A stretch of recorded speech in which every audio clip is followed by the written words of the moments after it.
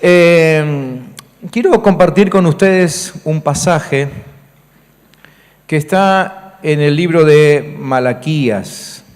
Malaquías, el capítulo 1. Para que encuentren fácil ese libro, si quieren seguir la lectura en la Biblia, es el último libro del Antiguo Testamento, o por lo menos es el último libro que aparece antes de una hojita en blanco que dice, aquí comienza el Nuevo Testamento, ¿no? Y este pasaje que les voy a leer, les adelanto que es un pasaje un poquito fuerte, ¿sí? Pero denme la oportunidad de poder explicárselo también y compartir qué es lo que necesitamos extraer de este pasaje, Malaquías capítulo 1. Desde el versículo 6 dice el profeta, obviamente hablando de parte de Dios, o Dios hablando a través del profeta, que es exactamente igual, ¿no? Dice, el hijo honra al padre y el siervo respeta a su señor. Pues si soy padre, dice Dios, ¿dónde está la honra que merezco? Y si soy señor, ¿dónde está el respeto que se me debe? Yo, el Señor de los ejércitos, les hablo a ustedes, los sacerdotes, y según la Biblia y sobre todo Apocalipsis, nosotros todos somos un reino de sacerdotes, así que este mensaje es para todos. Para ustedes dice que menosprecian mi nombre y que incluso dicen, ¿y cómo puedes decir que menospreciamos tu nombre? Pues porque ofrecen pan impuro sobre mi altar. Y aún añaden, ¿en qué te hemos deshonrado? Pues en que piensan que mi mesa es despreciable. ¿Acaso no está mal que me ofrezcan en sacrificio animales ciegos? ¿O que me ofrezcan animales cojos o enfermos? Presenten esos animales a sus gobernantes. Yo, el Señor de los ejércitos, les digo, ¿acaso piensan que ellos los aceptarán y que quedarán complacidos con ustedes? Busquemos pues ganarnos el favor de Dios para que se compadezca de nosotros. Porque el Señor de los ejércitos dice, ¿cómo pueden agradarme con acciones como estas? ¿Quién de ustedes cierra las puertas o alumbra mi altar sin cobrar nada? Lo que ustedes hacen no me agrada y no voy a aceptar ninguna ofrenda que me presenten. Lo digo yo, el Señor de los ejércitos. Desde la salida del sol hasta su ocaso, grande es mi nombre entre las naciones. En todo lugar se ofrece a mi nombre incienso y ofrenda limpia, porque grande es mi nombre entre las naciones. Lo digo yo, el Señor de los ejércitos. Pero ustedes profanan mi nombre cuando dicen que mi mesa está impura y cuando desprecian los alimentos que allí se ofrecen. Además, ustedes han dicho, cuán fastidioso es todo esto. Y me desprecian y me traen como ofrenda animales robados, cojos o enfermos. ¿Acaso voy a aceptar que me presenten eso? Lo digo yo, el Señor de los ejércitos. Malditos sean los que engañan y los que teniendo machos en su rebaño prometen ofrecérmelos y luego me presentan animales dañados. Yo soy el gran rey y mi nombre es reverenciado entre las naciones. Lo digo yo, el Señor de los ejércitos. Fuertito, ¿no? Sucedía que allí en Israel, el pueblo, todos, el pueblo, los líderes, sacerdotes, todos habían entrado en un tiempo de deshonra al Señor. Lo estaban deshonrando. Y entonces lo que hace Dios a través del profeta, y es lo que vemos escrito en este párrafo, es que empieza a reclamar. Obviamente reclama lo que le corresponde, ¿sí? En primer lugar vemos que el padre reclama que no era honrado por ellos. El profeta recuerda un dicho que había en esa época, ¿no? Y el dicho era: el hijo honra al padre y el siervo a su señor. Todo el mundo decía eso, todo el mundo lo repetía, pero a él, que era padre y que era señor, no lo respetaban. El padre le reclaman que lo menospreciaban, ¿sí? Y menospreciar significa bajar el valor. Eso es menospreciar, ¿no? Bajar el valor. Significa no estimar, significa no digno de prestarle atención. Es decir, cuando yo le bajo el valor a algo, es cuando yo no le presto atención, ¿no? Tengo varias cosas a mi alrededor a las cuales le puedo prestar atención y algunas determino no hacerlas. No puedo ver todas juntas, así que las de menos valor no las observo, no les presto atención. Eso es menospreciar. Es lo que estaban haciendo con Dios. Le habían quitado a Dios la posibilidad de ser el centro de sus vidas. El Padre reclama que bajaron los estándares de ofrenda, ¿sí? Era un pueblo que había aprendido, que había escuchado a Dios decirlo, pero además había aprendido a ofrendar y a ofrendar bien a Dios. Y le habían prometido ofrendas importantes, pero evidentemente la ofrenda pasó a ser parte del escenario, ¿no? Parte de la costumbre, y entonces la ofrenda ya había perdido su importancia para ellos. Bajó el estándar, ¿sí?, de su ofrenda. Y Dios dice, a causa de todo esto, que todo en ellos estaba detenido por no entender el valor de poner a Dios primero. Y aún cuando uno sigue leyendo el libro de Malaquías, porque todo el profeta Malaquías tiene un mensaje muy parecido, es más o menos así. Así que si algún día se levantan con ganas de que alguien les pegue un rato, lean Malaquías, ¿no? Pero la verdad que Malaquías no pega porque sí, sino que está hablando de parte de Dios, porque Dios está desilusionado con su pueblo, ¿sí? Y les hace saber que hay una increíble cantidad de bendiciones que no están recibiendo porque habían sacado a Dios del primer lugar. Habían dejado de valorarlo como deberían. Entonces, una de las primeras bendiciones que ellos no están recibiendo es cuando Dios le dice: no aceptaré más sus ofrendas. Y uno dice: ¿pero cómo? ¿Ahí no es el pueblo el que da? Sí. Pero cuando nosotros damos, se activa un principio que es el de la siembra y la cosecha. Y Dios está diciendo: no lo acepta más, no lo acepto más. O sea, cuando Dios te cierra el galpón y no te recibe más, no acopia más tu producto, tampoco te estás llevando nada. No se pone en funcionamiento la siembra y la cosecha. Es terrible que Dios te diga: no recibo tu ofrenda, ¿sí? Era una de las bendiciones que ellos se estaban perdiendo. Dice, el Señor dice: me honran mejor los demás que ustedes. Y hace un detalle ahí de algunos pueblos, ¿no?, que le honraban mucho más que su propio pueblo. Entonces, claro, ¿qué es lo que sucedía? Y otra vez aquí la bendición que se perdían. Como ellos no le honraban, pero había otros que lo honraban más, ¿qué es lo que estaba sucediendo? La presencia de Dios era ahuyentada, porque Dios va donde se lo honra. Dios pone sus pies en el lugar que le agrada a causa de la honra de sus hijos. Ellos no estaban honrándole, había otros pueblos que sí lo honraban, así que Dios se acababa de mudar a otro lugar. Dios les dice: ustedes se están perdiendo una increíble cantidad de bendiciones por no darme el primer lugar.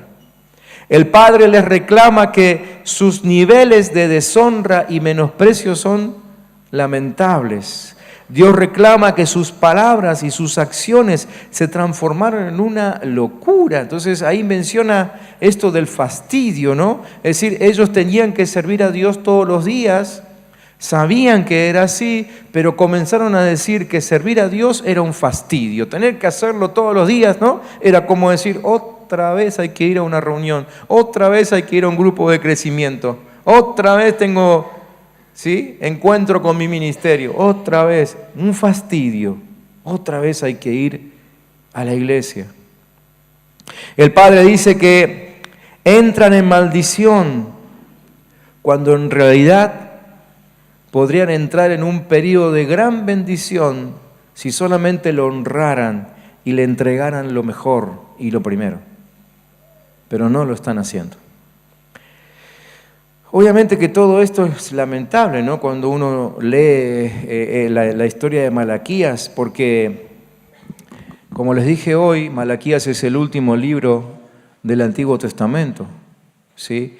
Y sucede que después de este mensaje, así enojado como estaba Dios, es cuando Dios dice, me voy a tomar un poco de aire fresco.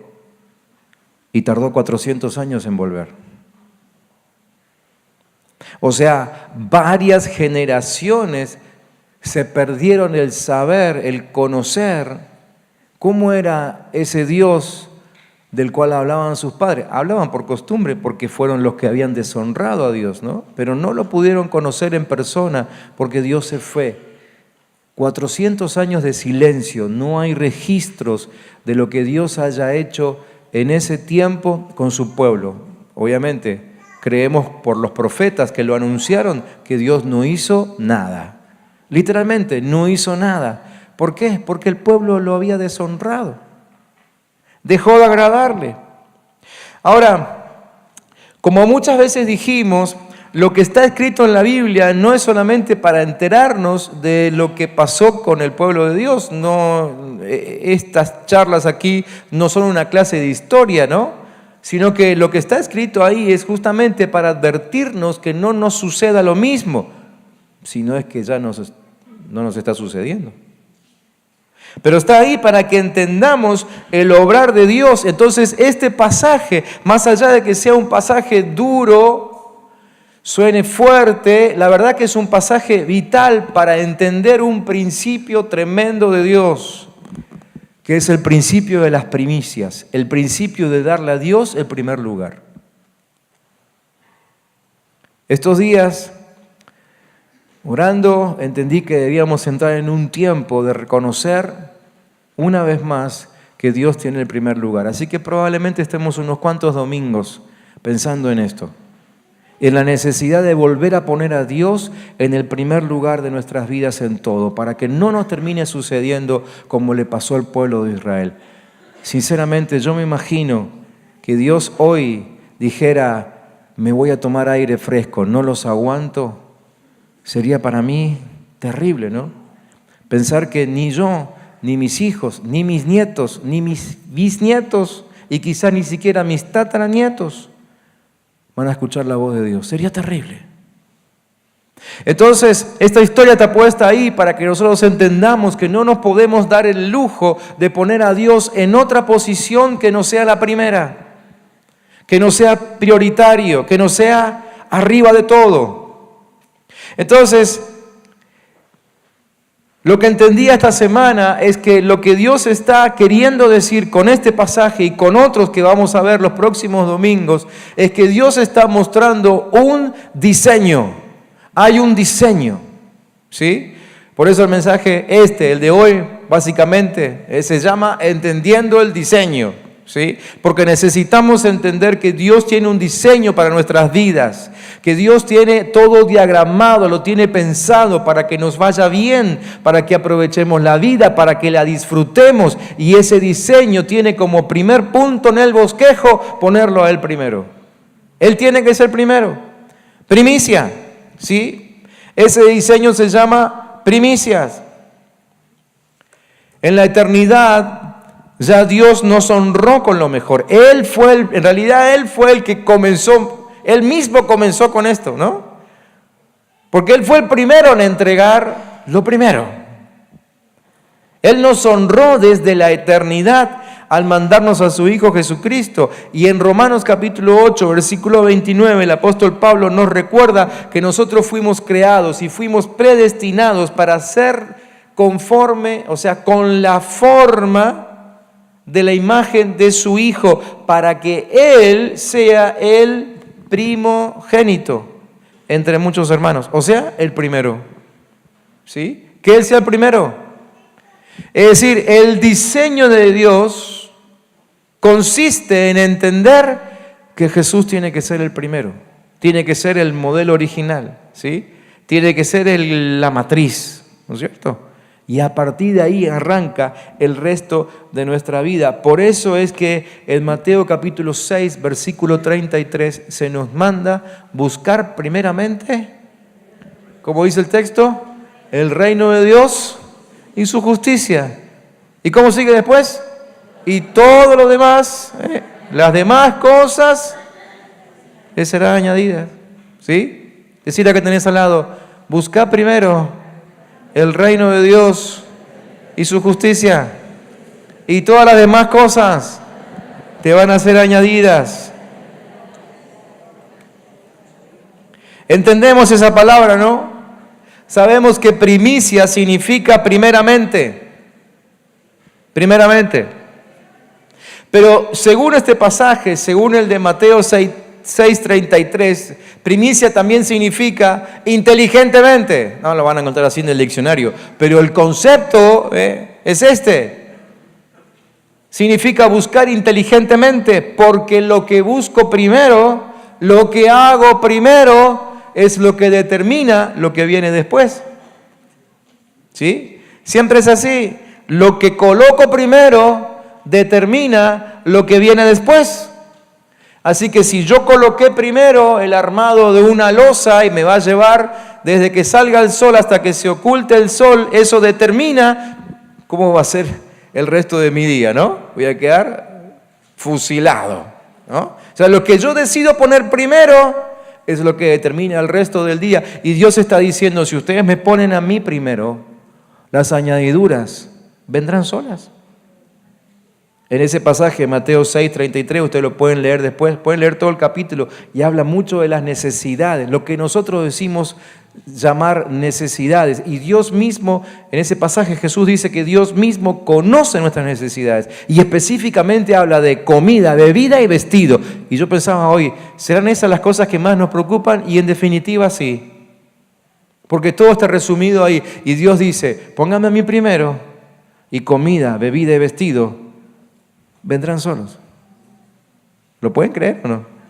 ¿Sí? ¿Es creíble esto o no? Si no lo crees, yo te animo a ponerlo en práctica, porque vas a ver que realmente funciona. Dios primero, y entonces viene todo lo demás. Lo primero determina el resto. Así que si pongo primero la preocupación, así será la noche, ¿no? Si primero en mi mente está la preocupación, así será mi noche. Es decir, voy a pasar toda la noche despierto, preocupado, ¿no? Si pongo primero el trabajo, cuando llegue a casa seré un extraño. Si pongo primero las relaciones con mis amigos, la relación con mi familia no será suficientemente fuerte.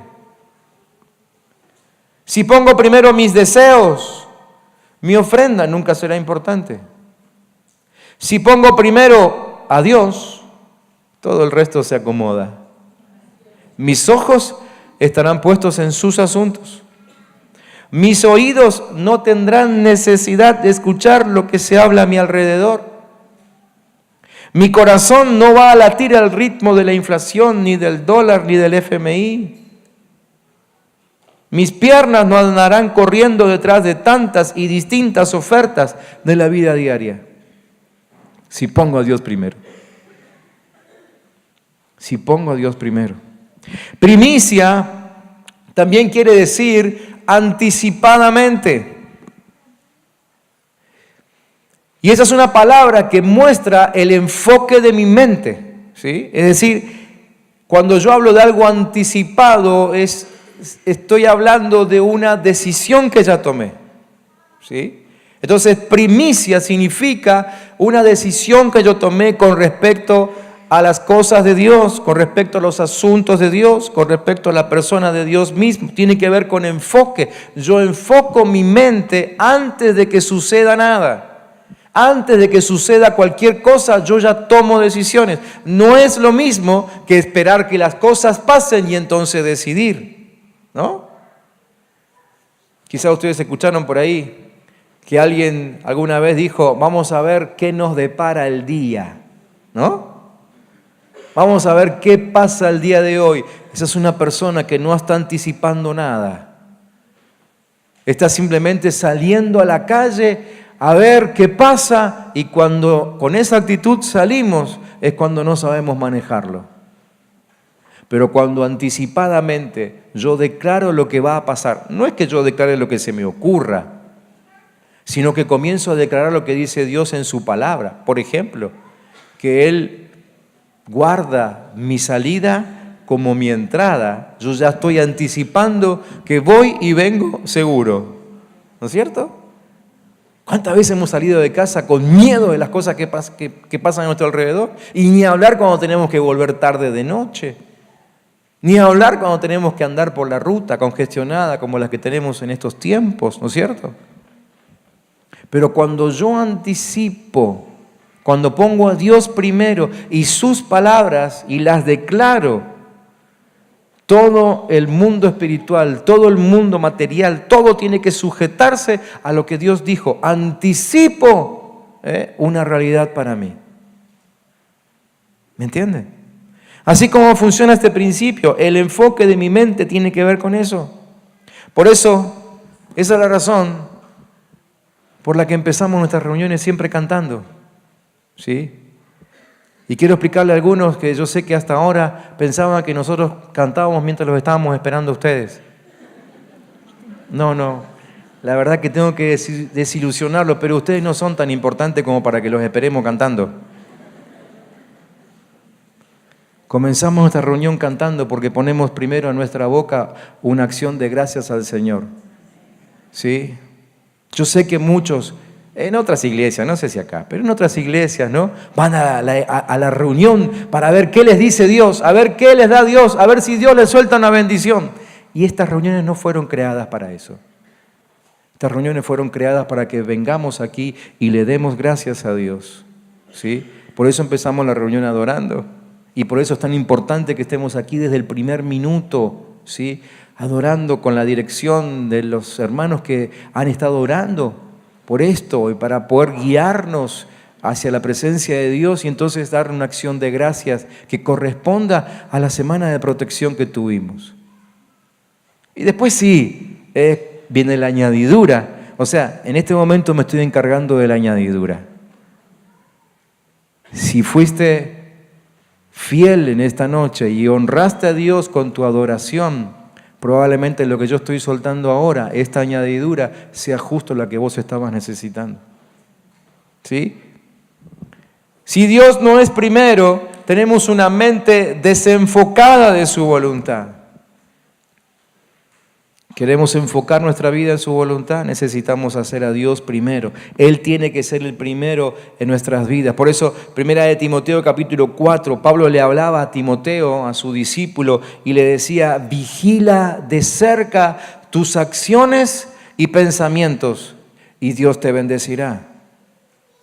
Vigila de cerca, es decir, fíjate bien que no se te escape este principio de vida, este principio de éxito, que Dios tiene que ser el primero. No lo pierdas de vista. No dejes escapar este principio de poder. Dios tiene que ser primero y Dios te bendecirá. Apocalipsis 1:8. El Señor es el que habla y dice, yo soy el alfa, primer letra del abecedario griego, ellos lo sabían muy bien. Y agregaba también, y la omega, la última letra. Todo comienza por Él y todo termina por Él. Dice, yo soy principio y soy fin. Soy el que es, el que era y el que ha de venir. Dios es primero. Amén. Dios es primero. Cuando nos metemos en la palabra y en cómo su pueblo aprendió a conducirse, no en esta oportunidad, lo que les leía al principio de Malaquías, pero hubo momentos en que ellos realmente manifestaban que Dios era primero en sus vidas. Entonces son esos momentos en que encontramos que ningún ejército hebreo se animaba a salir y ni se les ocurría salir si primero no rendían una ofrenda a Dios. ¿Sí? Primeramente, ellos tenían como una ley, un protocolo, ¿sí? Para salir a la guerra. Y en el protocolo de guerra estaba escrito que no se salía si primero no se adoraba a Dios. Así que era lo primero que ellos hacían, porque querían asegurarse el éxito. ¿Sí? Y el protocolo de lo primero para ellos era tan importante, ¿no?, que el primero que conquistaba una ciudad, por ejemplo, ese era el nombre que se le ponía a la ciudad conquistada. ¿Sí? O si un conquistador conquistaba una ciudad, no ponía un solo pie adentro hasta que no viniese el rey y pisase ahí. O sea, para ellos lo primero era muy importante. Por eso era importante adorar a Dios antes de salir a la guerra.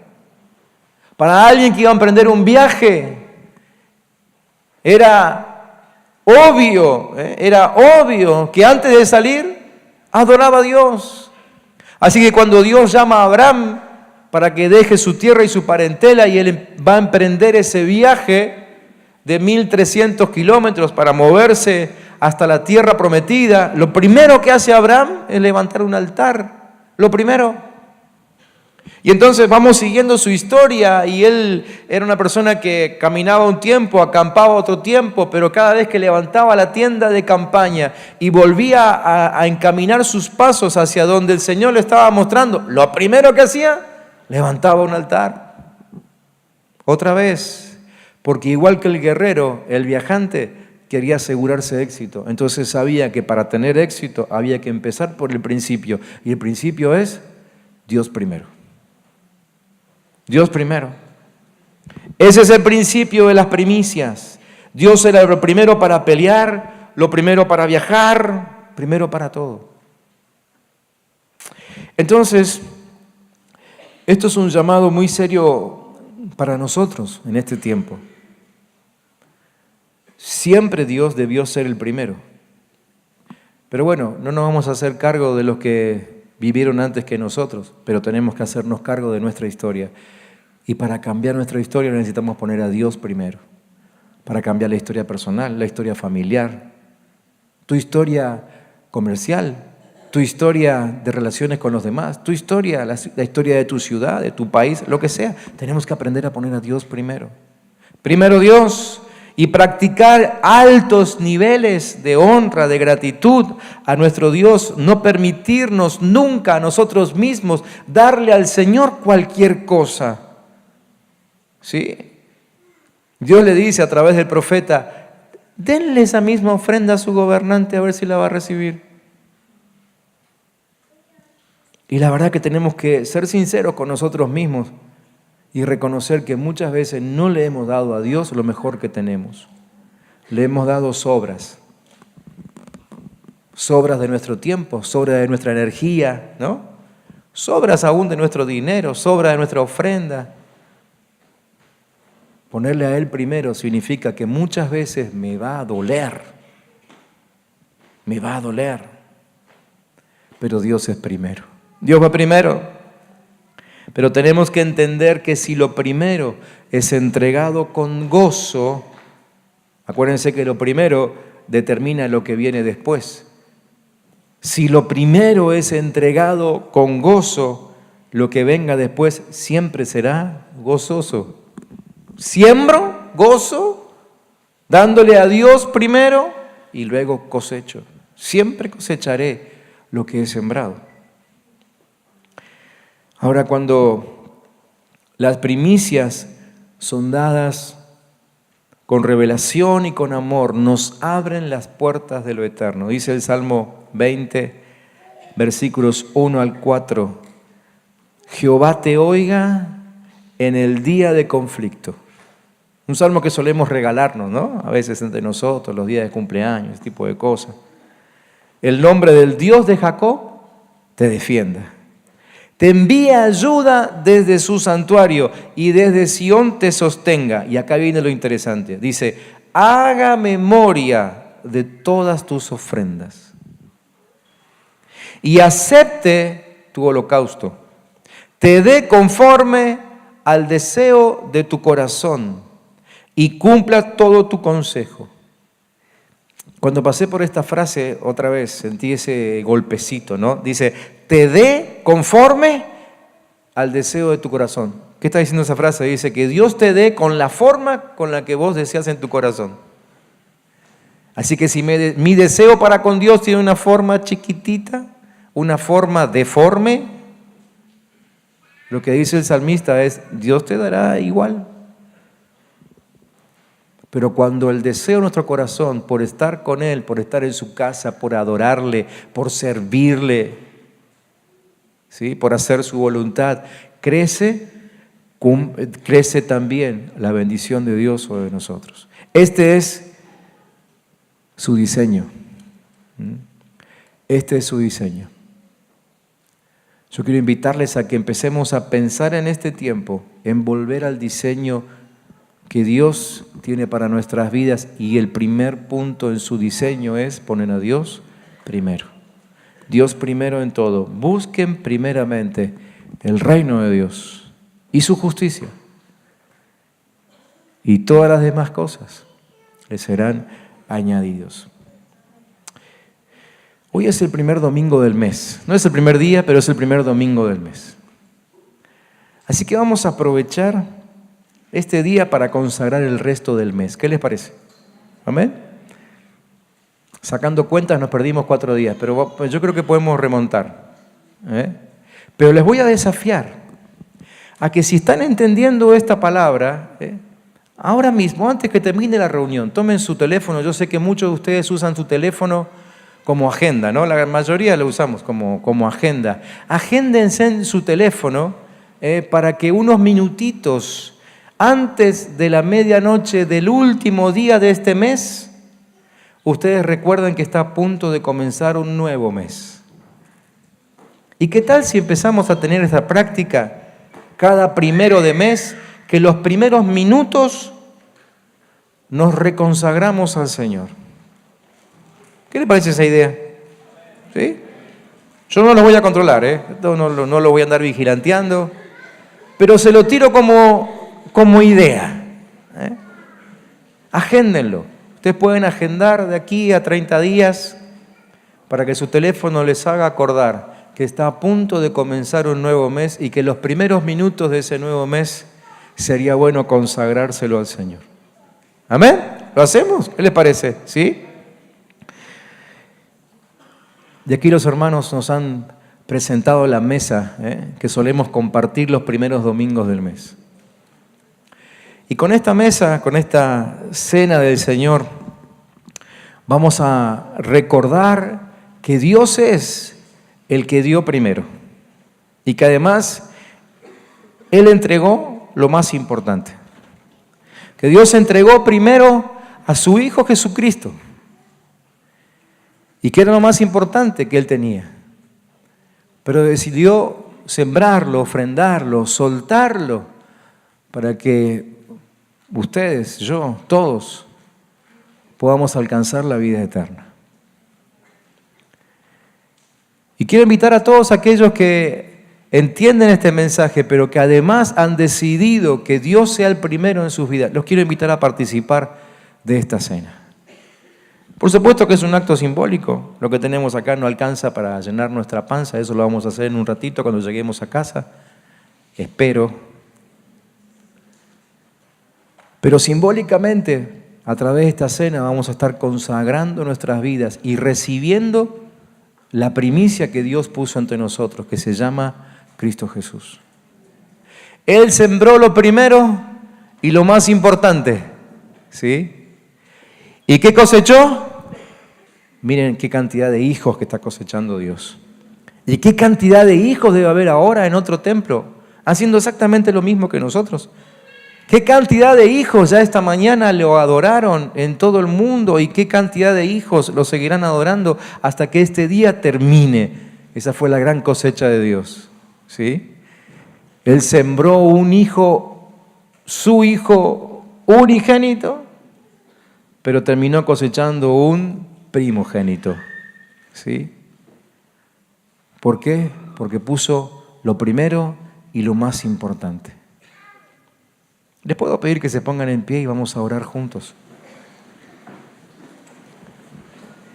Y que tomemos el desafío a partir de hoy de trabajar y de ayudarnos unos a los a los otros, ¿sí? Ayudar a nuestros hijos en casa, esposos ayudando a sus esposas, esposas a sus esposos, ¿sí? Con quien vivas, hijos a padres, padres a hijos, entre hermanos, lo que sea, en el grupo de crecimiento. Vamos a ayudarnos a que de acá a un tiempo realmente Dios considere que lo hemos puesto primero y que Él decida no mudarse de este lugar. Miren, la verdad que me encantaría que las otras iglesias de Neuquén también cuenten con la presencia de Dios, pero esto que quede entre nosotros, yo quiero que Él se agrade aquí entre nosotros. Y que Él no diga, me voy a mudar a otra congregación. Estoy seguro que algún otro pastor debe estar predicando lo mismo que yo, no importa, pero déjenme creer que los pies de Dios estarán aquí porque le agradamos, porque lo honramos y porque lo hemos puesto primero. Antes de tomar la cena quisiera pedirte que cierres tus ojos, solamente para no distraerte y que trates de reacomodar tus prioridades. Que pienses cómo arrancás cada día, algo básico, cómo arrancás cada día.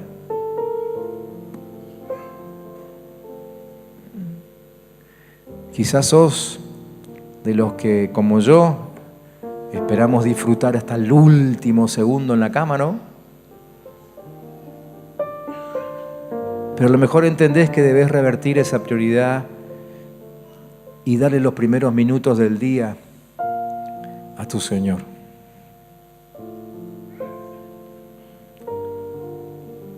Decidilo ahora, es una decisión personal, nadie te va a estar controlando, probablemente nadie se va a enterar excepto el que viva con vos en tu casa, pero el que con seguridad se va a estar agradando de esa acción es Dios mismo, porque va a tener la oportunidad de soltarte una palabra muy temprano en la mañana que va a asegurar que hasta que no cumplas tu propósito de esta tierra no te vas. Y vas a andar diferente. Vas a andar sintiendo su bendición. Vas a andar sintiendo su mano en tu espalda. Vas a poder tomar riesgos.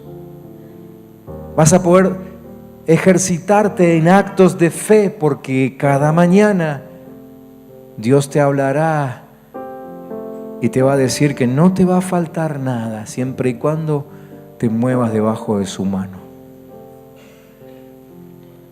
Consagra tus primeros minutos del día.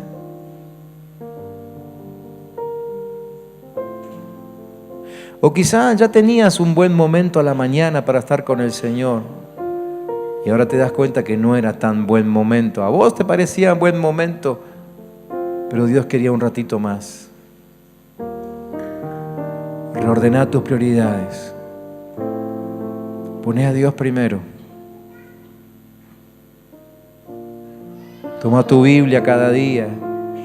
Y aunque no entiendas mucho, pero dale lugar a que Dios te hable a través de su palabra.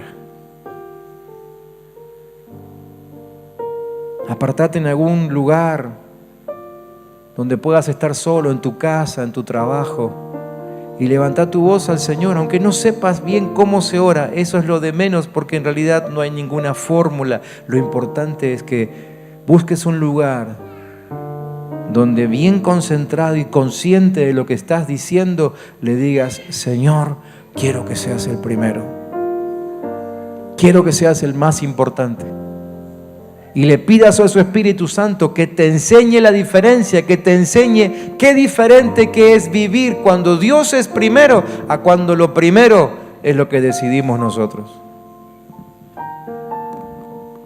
Pone a Dios primero. ¿Cuántos ponen a Dios primero esta noche? ¿Cuántos pueden levantar su mano al cielo y decir: Señor, vos sos primero para mí? Sos primero, sos primero, sos primero.